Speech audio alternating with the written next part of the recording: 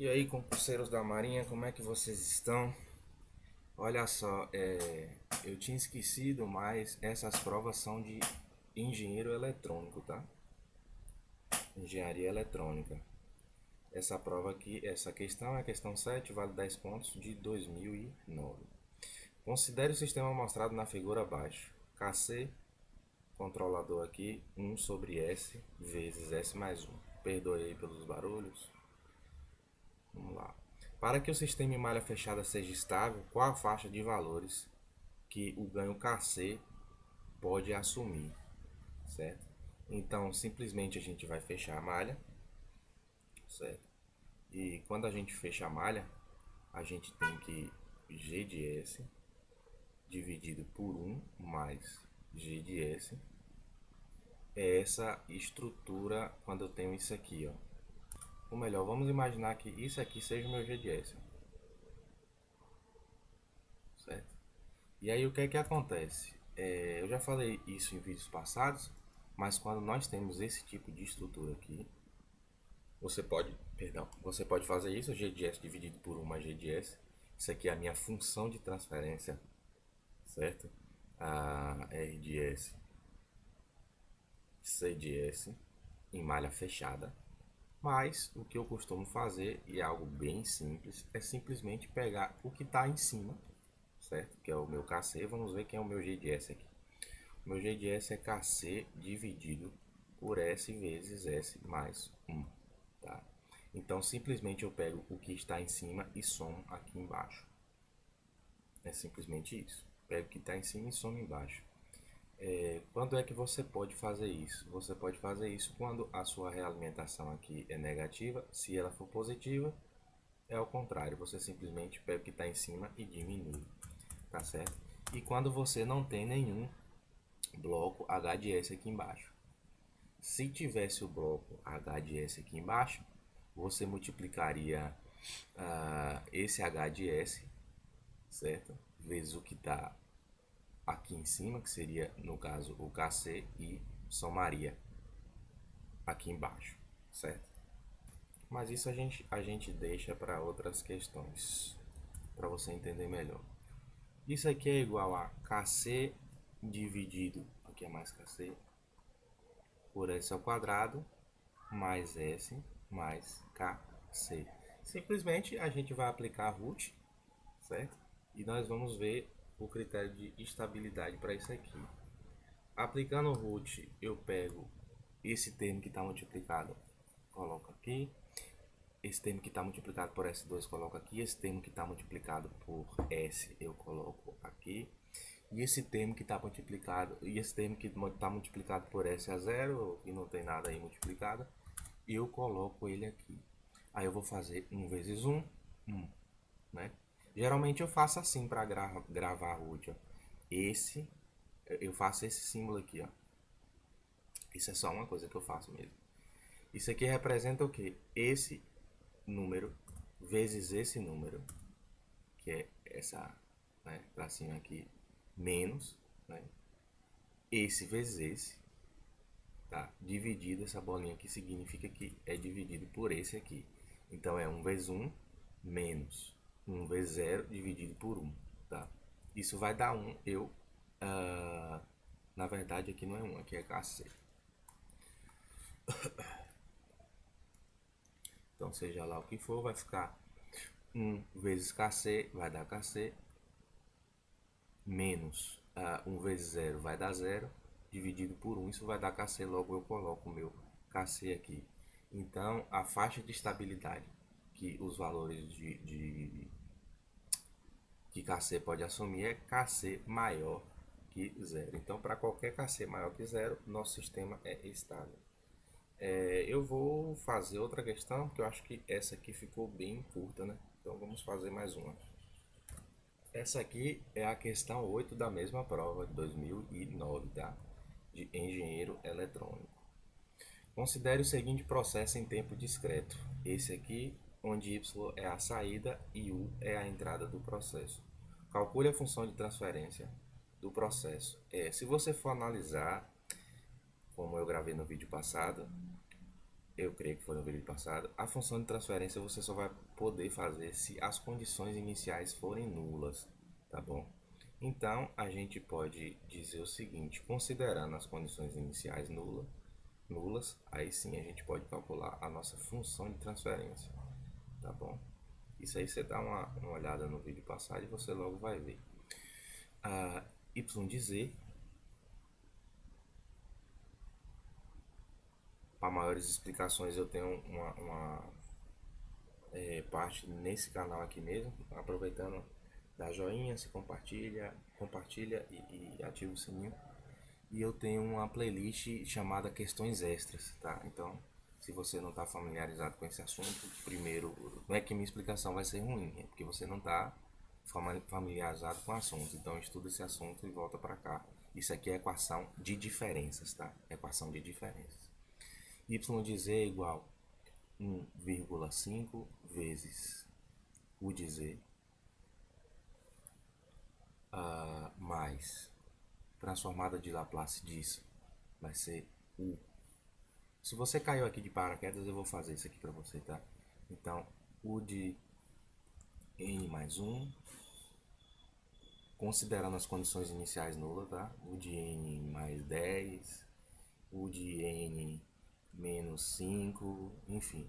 Isso aqui vai ser nada mais do que a transformada de Laplace u de z vezes z elevado a mais 1. Então você pega o u aqui, coloca o u de z, tá? E z elevado a expoente assim. Como assim? Assim, u de z vezes z elevado a 10. E aqui embaixo u de z vezes z elevado a menos 5. E aí poderia ser qualquer número aí. Só pra gente...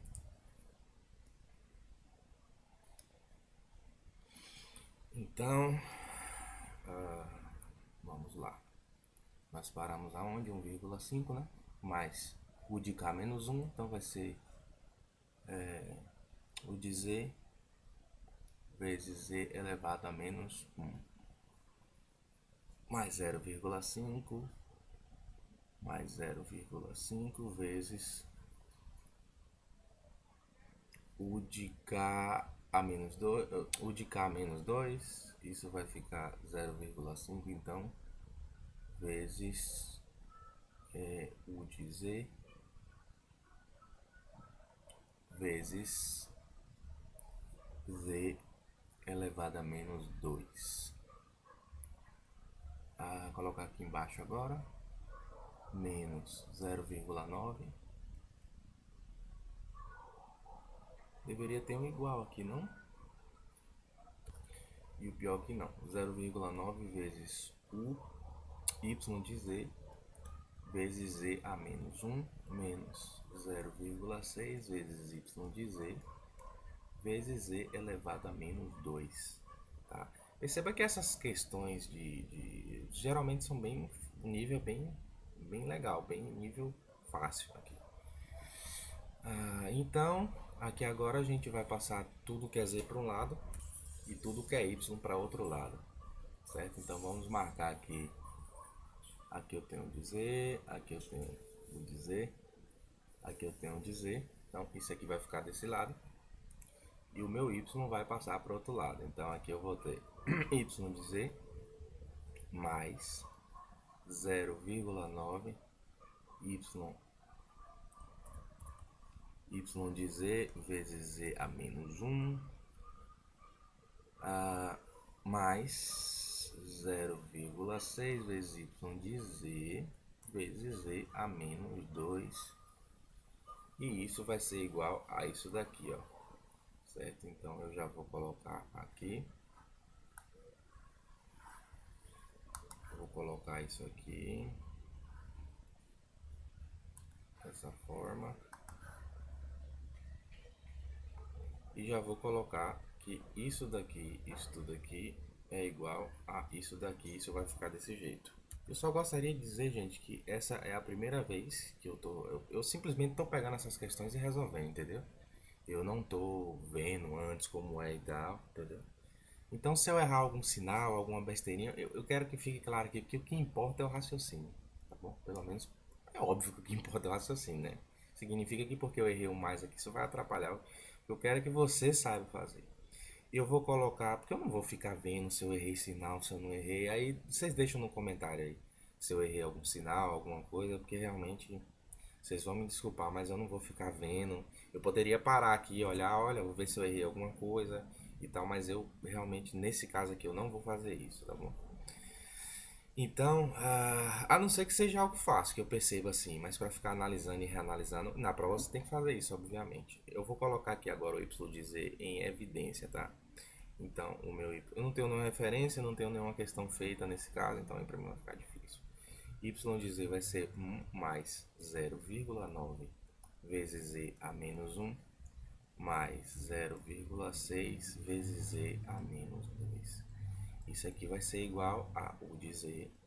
Vou colocar em evidência tudo isso aqui agora e vai ficar 1,5 mais a z a menos 1, tá?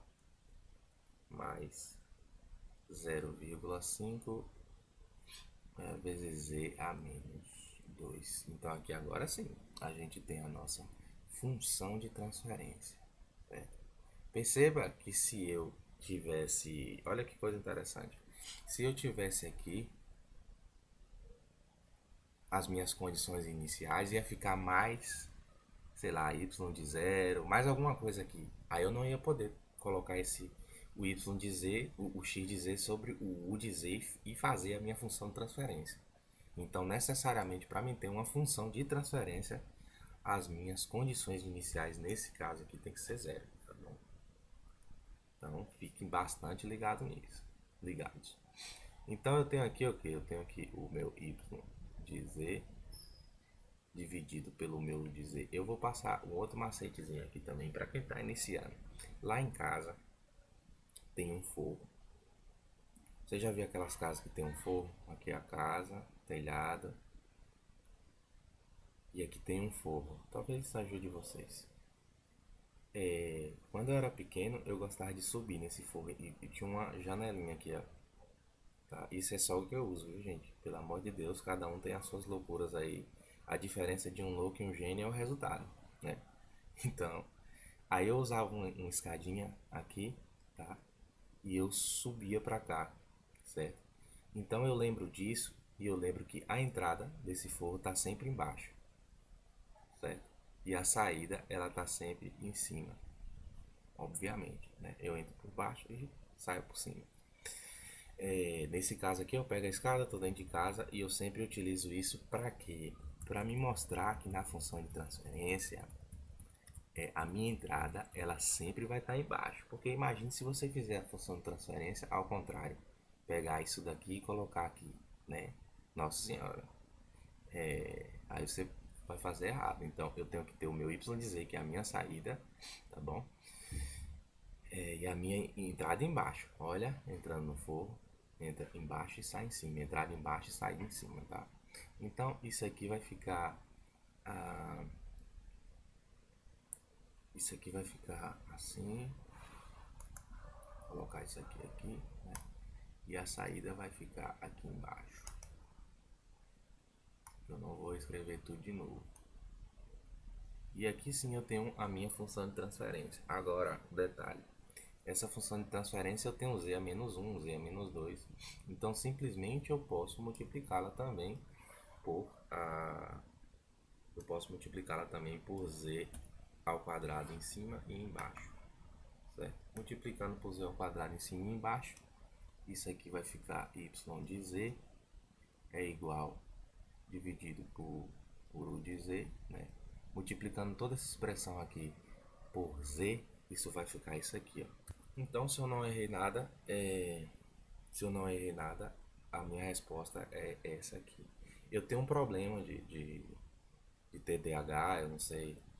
E aí eu erro muito, tá? Mas o que importa é o raciocínio. Deixa eu só ver se eu errei essa aqui. Em um segundo. Se eu não conseguir ver nenhum erro, eu realmente vou passar adiante. Bom, pelo que eu conferi aqui, pelo menos a resposta tá certa. Ela tá certa, tá bom? Então, essa aqui é a resposta da nossa letra A. E o que é que a nossa letra B pede? A nossa letra B pede o seguinte: Suponha que no ente anterior a função de transferência obtida tenha sido e não é, tá? Aí ele pergunta se o sistema é estável. Critério de estabilidade para sistemas discretos nada mais é de que eu vou ter que achar os meus polos e o módulo do polo, ou o módulo de Z, certo? Ele tem que ser, o módulo do polo, né, no caso, que é o módulo de Z, ele tem que ser menor do que um, simplesmente isso, certo? Então, primeira coisa que eu vou fazer aqui é simplesmente multiplicar a minha equação em cima e embaixo por z ao quadrado, certo? Isso vai ficar o que? Se eu multiplicar tudo isso por z ao quadrado, isso vai ficar assim. Ao passo que, se eu multiplicar o meu denominador, que é o meu numerador, isso vai ficar por tudo por z ao quadrado, meu denominador, isso vai ficar assim, certo? 2z ao quadrado mais 1,3z mais 0,7, porque minha letra realmente é horrível. Z ao quadrado mais 0,8z mais 0,7. Agora, o que eu preciso fazer é nada mais, nada menos que Bhaskara aqui, certo? E com Bhaskara eu vou achar os meus polos. Então eu tenho... Eu não vou fazer Bhaskara aqui não, tá? Não vou fazer Bhaskara aqui não. Se vocês não estão... Se vocês esqueceram, enfim... Como faz Bhaskara, vocês pesquisem, mas eu vou simplesmente fazer Bhaskara online e vou até mostrar a vocês como fazer Bhaskara online, porque aí talvez você não perca muito tempo com isso quando tiver muito treinado em Bhaskara, tá bom? Então vocês vão vir aqui e digitar Bhaskara online, certo? E aí tem várias calculadoras aqui, vamos ver se essa aqui presta.